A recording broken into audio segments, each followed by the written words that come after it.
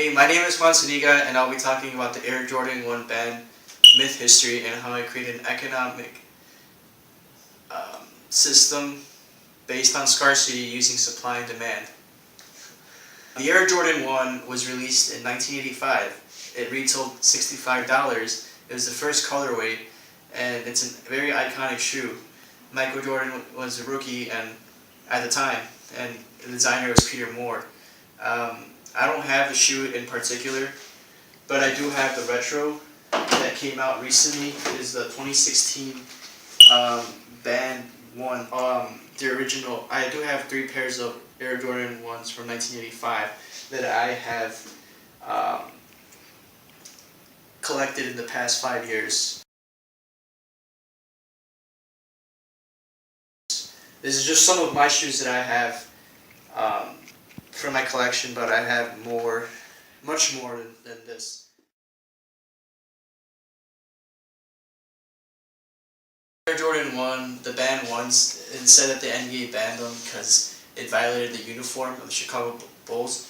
It was too much black, but it's not entirely true. Like in the letter, it just states that it was a black and red Nike basketball shoe, but there was no mention of Air Jordans.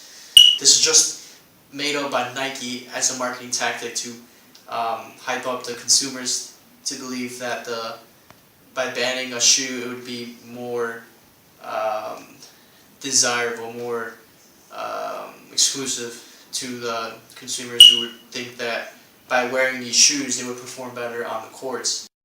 The Nike Air ships, they were made before the 1985 Air Jordans.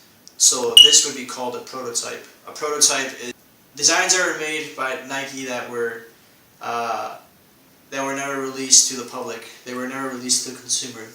They were made only for Jordan. And if you look up do some research on Google, you look up prototype Jordans, you will see these Jordans look way different than they do from like the Air Jordan ones. Like there's some shoes that have dunk midsoles. Like there's some shoes that have they don't have the Wings logo. There's like in particular the Nike Air ships.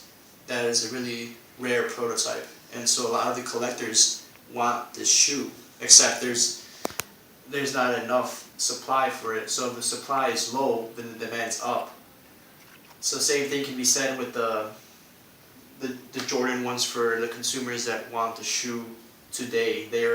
Every time a consumer wants a shoe, the demand's really high because of the band myth. People want the shoe really bad, but the supply is low. When it's a limited release, people want the shoe more. So I guess it goes both ways to the collectors that want the Nike Airship, and for the shoes that consumers want, like the newer stuff, like the Air Jordan 1. That's scarcity. That's a lot of people want them, but there's not enough supply for everyone. Okay, and it also creates an incentive where the longer you keep these shoes, the throwback retros from '94, the more they're worth. So the supply of them is low because they don't make them anymore, but the demand is high for the collectors. And since this was the start of the monster for the first retros, Jordan Brand knew that if they were to retro shoes again and again, consumers would still keep buying them, regardless. And the problem for today is that Nike has been cutting back on the quality of shoes. And they just keep increasing the price up because they know that their consumers would keep purchasing these shoes because the demand is always high, but the supply is low. So if it's a limited shoe, people are just more hyped about it. You're going to keep purchasing these shoes. And so when you go to Foot Locker, or Finish Line, or Champs, or the store you participate in, you see shoes that are on the wall. Okay, you see shoes that are flights. You see shoes that are, like the Jordans that have flights, and they're not like the throwback retros. Those shoes don't sell a lot like they do, compared to like the throwback retros do.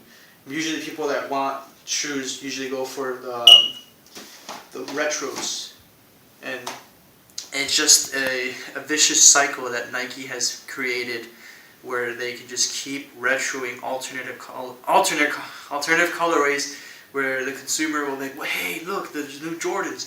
It was the same model, except they just changed the colors. And it just keeps making the consumers want to buy more and more shoes. It just keeps creating scarcity where the supply is low, the demand's up, and then just not everyone can afford these shoes. That's the problem of today.